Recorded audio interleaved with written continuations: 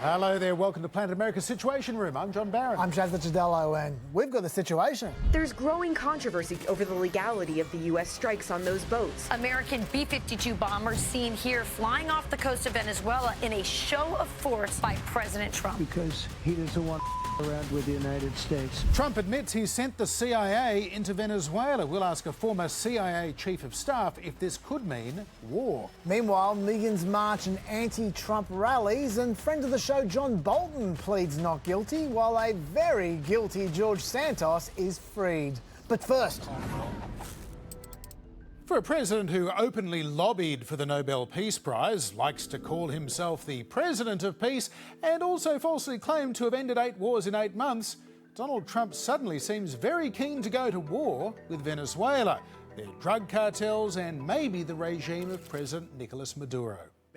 This morning, President Trump considering U.S. strikes on Venezuelan soil to combat drug cartels. Well, I don't want to tell you exactly, but we are certainly looking at land now because we've got the sea very well under control. At the same press conference, questioned by Ed O'Keefe of CBS, the president let a few things slip that maybe he should not have. Why did you authorize the CIA to go into Venezuela? And is there more information you can share about these strikes on the alleged Well, I can't do that, but Caribbean? I authorized for 2 reasons, really. Number one, they have emptied their prisons into the United States of America. So even though he then went on a long and rather familiar, not to mention fanciful, riff about mental patients being sent over the border, he just admitted that he'd authorised the CIA to operate inside Venezuela. That is a big deal. And then there was this. Does the CIA have authority to take out Maduro? Oh, I don't want to answer a question like that. That's a ridiculous question for me to be given. Not really a ridiculous question, but wouldn't it be a ridiculous question for me to answer? Well, yes, and yet he did not say an outright no. Nice work, Ed. For weeks, the United States has been blowing up speedboats in the Caribbean off the Venezuelan coast, which the White House claims are narco-trafficking vessels headed to America, and each one loaded with enough drugs to kill 25,000 to 50,000 people. They may be drug smugglers, but there's no proof that they're heading for America, no legal justification for blowing them up rather than arresting them. And the claim that each boat has enough drugs to kill up to 50,000 people is implausible, given that there were a total of around 87,000 drug overdose deaths altogether in America last year. yeah, I think they've done that thing, John, where they A, assume the boat was carrying fentanyl, when it probably wasn't because Venezuela does cocaine. B, guess the amount of fentanyl that they're saying was on that boat. And C, dividing that number by the amount of fentanyl it takes to kill someone. But that logic takes us to strange places, like this one earlier in the year. Since you have been in office, President Trump, your DOJ agencies have seized more than 22 million fentanyl pills, 3,400 kilos of fentanyl since you've been your last 100 days, which saved, are you ready for this, media, 258 million lives. So that logic, probably not watertight, John. Yeah. Until this weekend, around half a dozen vessels had been destroyed by the US military with no known survivors. We attacked a submarine, and that was a drug-carrying submarine built specifically for the transportation of massive amounts of drugs. And it may well have been. In fact, we may be about to find out for sure. Tonight, we're learning the latest strike had a twist. At least 2 people on board survived the blast, according to 2 U.S. officials. U.S. Navy helicopters were overhead and a boat picked them up, the officials said. They remain in U.S. custody tonight. So, just to recap, Trump is blowing up foreign vessels in international waters, threatening land-based military operations in Venezuela, admitting the CIA is already operating there and not ruling out targeting Maduro for assassination. And yet, he's still been making claims like this one. To the best of my knowledge, we've never had a president that solved one war. Not one war. Bush started a war. A lot of them start wars, but they don't solve the wars. They don't settle them. What? So the American president has no knowledge of Woodrow Wilson and World War I, Roosevelt and Truman and World War II, Eisenhower and Korea, or that Nixon eventually solved the US involvement in Vietnam, Jimmy Carter with Israel and Egypt at Camp David. He has never heard of Bush and the Gulf or Clinton with Bosnia and Northern Ireland. It is, of course, a ridiculous claim. Still, Venezuelan President Nicolas Maduro is taking Trump's rhetoric rather seriously, and now he's the one that is appealing for peace. No queremos una guerra en el Caribe ni en Sudamérica. No. Not war. Just peace. And that prompted this response from President Trump. He has offered everything. He's offered everything. You're right. You know why? Because he doesn't want to fuck around with the United States. So the F-bombs are already flying and the real bombs may not be far off. The irony, John, of the president of peace pushing such an aggressive approach towards Venezuela is that the actual Nobel Peace Prize winner, Maria Machado, has, at least according to the New York Times, supported Trump's move to send warships to the Caribbean and blow up a bunch of boats. And that is, as you say, despite us not knowing where the boats are going, whether they have drugs on them, which drugs they have on them, and in fact, who is even on those boats. The Colombian president, at least, is claiming that one of those supposedly Venezuelan boats that Trump blew up carried Colombian citizens, not Venezuelans, although the administration says that that claim is baseless. Then this week, the mother of a fisherman from Trinidad and Tobago says her son was killed on one of those boats. She demanded evidence to back up Trump's allegations that it was a drug boat. If you say a boat has narcotics on it, where are the narcotics? She said. We want evidence. We want proof. There's nothing. And the dead man's great uncle called it the perfect murder. The fact, though, is, John, murder or otherwise, these extrajudicial killings poll well. When Harvard-Harris asked Americans, do you support or oppose the US destroying boats bringing drugs into the United States from South America? Well, that was a loaded question, I have to say. Sure. But even so, 71% of Americans still said, yes, they do support it, including 67% of independents and even 56% of Democrats. So, look, I don't like what's going on there, but Trump might know what he's doing when it comes to the American people. Meanwhile, the plot is thickening about what Trump's broader plans are in Venezuela. This week, it was also announced that the head of the US Southern Command is leaving his job soon. He's the one who oversees all military operations in Central and South America, and his departure is suspicious, to say the least. He hasn't said why he's going, just that he's leaving less than 1 year into a 3-year job.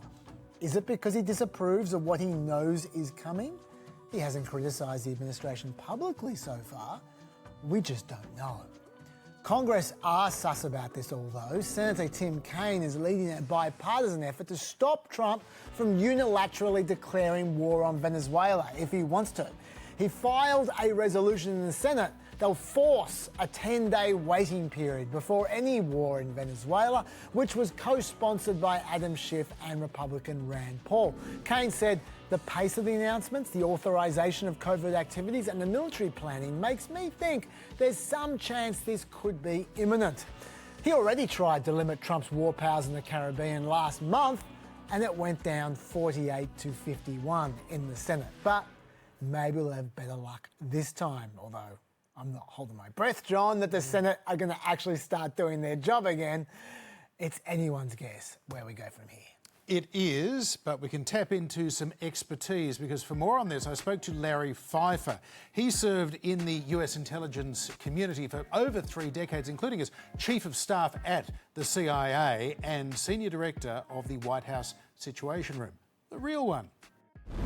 Larry Pfeiffer, welcome to Planet America. Were you surprised last week to hear the American president talk openly about a supposedly covert CIA operation inside Venezuela? Very surprised. It's very unusual for anybody, no less a president of the country, to acknowledge covert operations. The covert in that term is intended to signify that the operations are going to remain secret, or at least be plausibly deniable, as we say in the business. Would there have been some face palming back at CIA headquarters when they heard the president say that? Yes, I would imagine that some individuals probably were banging their heads against the desk a little bit when that happened. Now, I will say, when you build a covert action program, you always build it with the idea that it could be disclosed inadvertently or, in this case, advertently. And so you want to build a program that takes into account the potential damage that might occur if it were disclosed. So they built the program with the foreknowledge that it could be exposed, but I'm sure they were still very surprised. And Larry, he was also not ruling out the possibility that the US could in fact launch an operation against President Maduro of Venezuela himself. Do you think that is a possibility? So these kinds of programs could run the gamut from something as simple as covert influence operations, where the U.S. might be working with individuals inside the country or perhaps neighboring countries to broadcast information or to print information that might influence the general population or some segment of the population, like some of his military support, maybe some regional support. But it could run the gamut to military operations, kinetic operations against the country, all the way to perhaps regime change. It's hard to say exactly what this program entails, given what little they said about it, but it could include any of the things I mentioned. Larry, is it possible that we could be about to see a full-scale military operation from the United States in Venezuela? Would the US military, would the CIA be providing options to the president on that now? So covert action is a tool the president can use to attain an objective, a foreign policy objective. It's more often done, operations that complement operations that might be more overt, like diplomatic operations, economic sanctions, or military operations. There have been instances, however, in the past, particularly in the war on terror, where actual U.S. military forces get deputized to the intelligence community and operate on their behalf in a covert manner. We saw the most famous example of that was the raid to take down bin Laden, where U.S. military forces were used in a clandestine manner to bring him down. Now, once he was taken down, it became public knowledge. So that is a possibility that they could be deputizing some of the U.S. military forces that are massing in the region to operate under some kind of intelligence authority, and in so doing, it skirts around issues associated with the War Powers Act that would require notification to congressional committees about such military operations until after the fact. And what about the question of legality, Larry? Can the United States really just keep blowing up boats they claim without evidence are drug smugglers? Well, that is clearly a subject of rigorous debate in our country right now.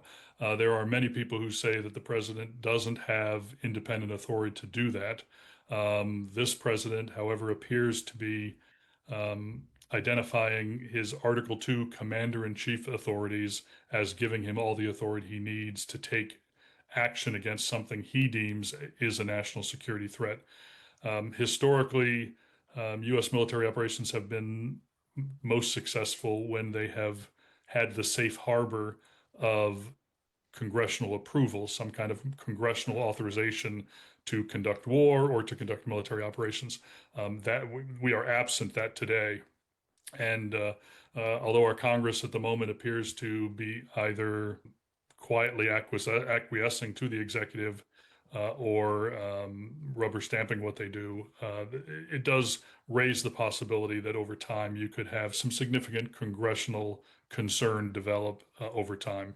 Larry Pfeiffer, thanks for being with us on Planet America. Oh, thank you. Appreciate you inviting me.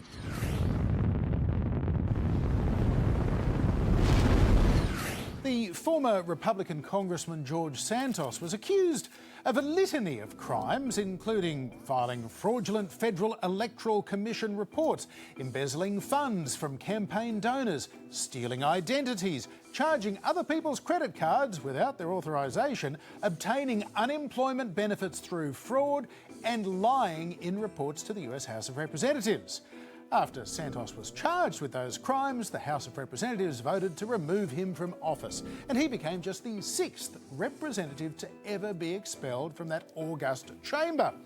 Santos stole literally hundreds of thousands of dollars from his supporters and the American government. He was facing up to 22 years behind bars. He entered a guilty plea. He agreed to pay restitution of over $370,000 and he forfeited another $205,000. And then, back in April, he was sentenced to more than 7 years in prison. But before he was packed off to jail in July, he was already appealing to President Trump directly for a pardon or whatever. I'll take a commutation, clemency, whatever the president is willing to give me. I don't want this to seem like a political pitch. I want it to be a fair pitch. And I think no one better than President Trump to know what a weaponized Justice Department looks like. And, this is exactly it. Nothing political about that. Well, George, ask and ye shall receive. George Santos was somewhat of a rogue, but there are many rogues throughout our country that aren't forced to serve 7 years in prison. George has been in solitary confinement for long stretches of time and, by all accounts, has been horribly mistreated. Therefore, I signed a commutation releasing George Santos from prison immediately. Good luck, George. Have a great life.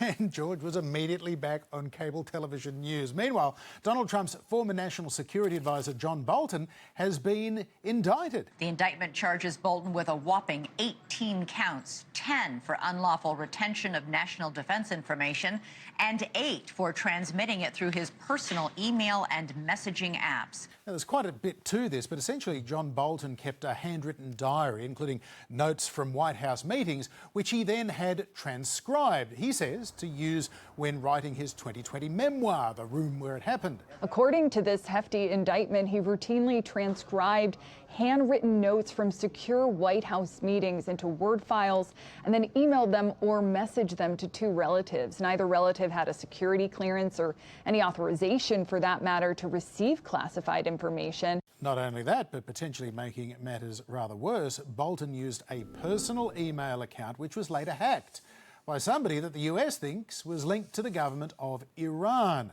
Then it was subsequently revealed that a member of Iran's Islamic Revolutionary Guard had attempted to arrange Bolton's murder, likely in retaliation for the January 2020 US airstrike that killed Qasem Soleimani, the head of that Revolutionary Guard, even though Bolton had left the Trump White House the previous September. Bolton has, of course, since become a staunch critic of President Trump, writing in that memoir that, quote, Trump is unfit to be president and, rather prophetically, Trump really cares only about retribution for himself and it will consume much of a second term. How right he was. And this was Trump's reaction to John Bolton's indictment. I think he's a bad guy. Yeah, he's a bad guy. It's too bad, but that's the way it goes. That's the way it goes, right? That's the way it goes. Yeah, certainly is the way it goes in the second Trump administration. Bolton's indictment, to which he has pleaded not guilty, follows that of 2 other Trump enemies in recent weeks, former FBI Director James Comey and New York Attorney General Letitia James. Look, I'll start with John Bolton, and it is tempting when you put those 3 indictments together to assume that this Bolton indictment is a dubious political revenge indictment like Comey's and Letitia James's. But the Department of Justice appears to me to have a serious case against John Bolton. First of all, John Bolton kept printouts of his diary-like entries with allegedly classified information in them, and the FBI found those hard copies when they raided Bolton's house. So that's his first problem. His second problem is that the FBI also found printed materials and electronic devices in his house that contained classified markings, such as top secret and confidential. Those markings are hard to miss, John. Of course, to be convicted of mishandling classified information, the government needs to prove you knew the information was classified. That can be a hard thing to prove at times, especially when it's stuff you wrote in your diary-like entries. So those wouldn't be marked as classified documents, and Bolton can be expected to dispute that they should even be considered classified documents, and if they are classified, he'll say, well, I didn't know they were classified at the time. That's a fine defence, except when he used that personal email account of his to send that information to his wife and daughter, he wrote messages with it, like, none of which we talk about. Whoops. And his family responded with their own replies like, shh. So that does seem a little indicative, John, that Bolton knew what he was doing. I'm not saying Bolton's going down. I'm just saying this is a real indictment, unlike Letitia James's indictment, which is a bit of a joke. In fact, the James indictment is such a joke that she's going to be trying to get the charge dismissed without even going to trial, probably by arguing she was selectively prosecuted by a revenge-drunk Trump who would have treated someone else who he didn't hate differently. This is why George Santos's commutation is very interesting, John, because Santos and James were both charged with fraud, except Santos's fraud victims were ripped off $375,000, along with Santos bagging $200,000 of ill-gotten gains for himself. By contrast, even if Letitia James was a proven fraudster, it was only for less than $19,000. Yet Santos was forgiven by Trump, while James was indicted by Trump, treated differently. So what was Trump's logic? When he commuted Santos's sentence, Trump compared Santos to Senator Dick Blumenthal, who lied about his military service when he was running for office. Of course, Blumenthal didn't rip anyone off like Santos did, but Trump said Blumenthal's behaviour was somehow much worse. I don't know about that one, especially given Trump admitted the real reason that he commuted Santos's sentence was because at least Santos had the courage, conviction and intelligence to always vote Republican. Trump didn't even pretend that he was doing this for some reason other than rank partisanship, John. So I'm betting that Letitia James's lawyers are paying very close attention to that Santos commutation. Yeah, I bet you're right. And now this. The US federal government has officially remained shut down for a third week. And if this drags on past Wednesday, which looks likely, it will become the second longest shutdown in history. There were plenty of Democrats and very few, if any, Republicans among the millions of Americans who took part in Saturday's latest No Kings rallies in more than 2,000 towns and cities across America. Republican House Speaker Mike Johnson, though, before the rallies was trying to conflate the No Kings marches, which he's rebranded the Hate America rallies, with the government shutdown. The Antifa crowd and the pro-Hamas crowd and the Marxists, they're all going to gather on the mall. We got some House Democrats selling T-shirts for this event. It is an outrageous gathering for outrageous purposes, but the Democrats in the Senate have shown that they're afraid of that crowd. Quite the gathering too. Organisers claimed around 7 million people took part in these peaceful marches, with no arrests reported in either New York or Washington DC. But Chaz, it turns out they needn't have bothered getting out and marching on a Saturday because President Trump says he has no regal aspirations anyway. This is not a king. You know, they're referring to me as a king. I'm not a king. Right. Good to know. Although the president's social media accounts have been pumping out all of the Trump as king AI videos they can possibly think of, including this one.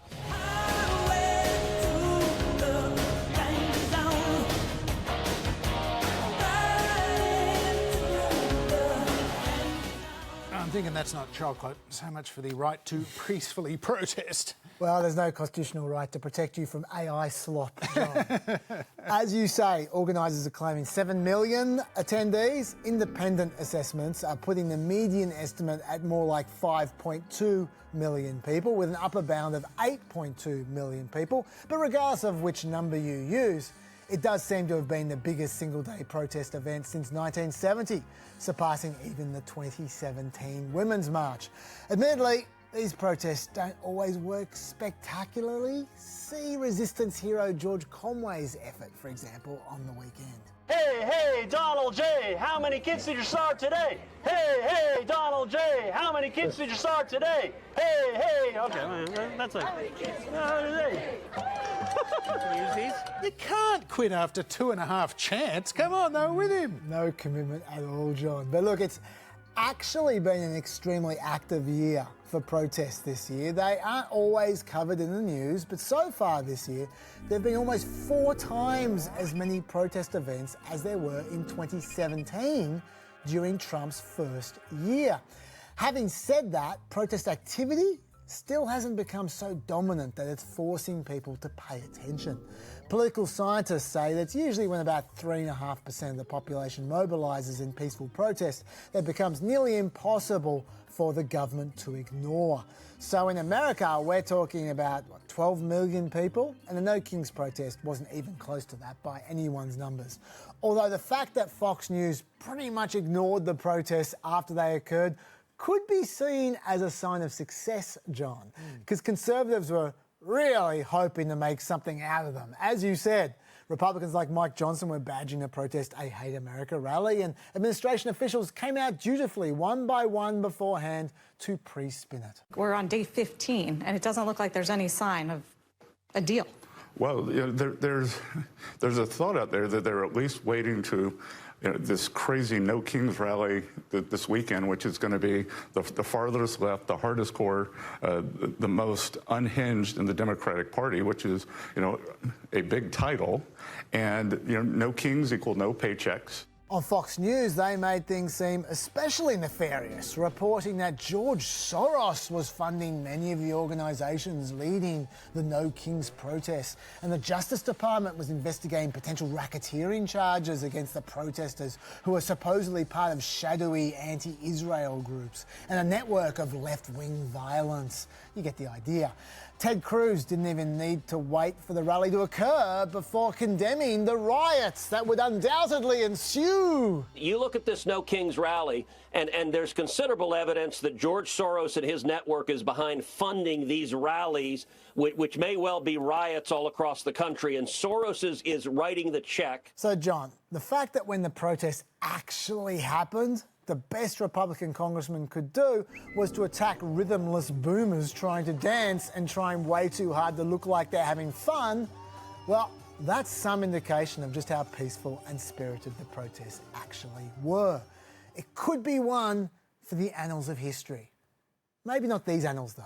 Planet America has agreed to only report Pentagon-approved information, as directed by its very attractive leader, Pete Hegseth. So we present... the new official history of the Pentagon. The Pentagon was built in 1943 by Donald Trump after he returned from World War II flying fighter planes on the USS Pete Hegseth. Trump then negotiated peace in Vietnam after telling the North Vietnamese they didn't have the cards and they should have worn a suit. After the Pentagon was damaged on 9/11 by a plane flown by Hillary Clinton and Hunter Biden, the Pentagon invaded Iraq. A move vindicated when Pete Hegseth found WMDs in Saddam Hussein's car. Hegseth then invented the iPhone so he could tell everyone about the Pentagon's amazing achievements. And that's the new official history of the Pentagon. Brought to you by the new official Pentagon historian, George Santos. And that is all for another trip to Planet America. We will be back next Monday night on ABC TV at 9:35 p.m. or anytime you like on ABC iView, YouTube and Facebook. And Planet America's Weekend Edition will be back on ABC News on Friday night at 8 p.m, also on iView and online. And also check out our brand new pet podcast dropping tomorrow in all pet places. See you then. Bye-bye.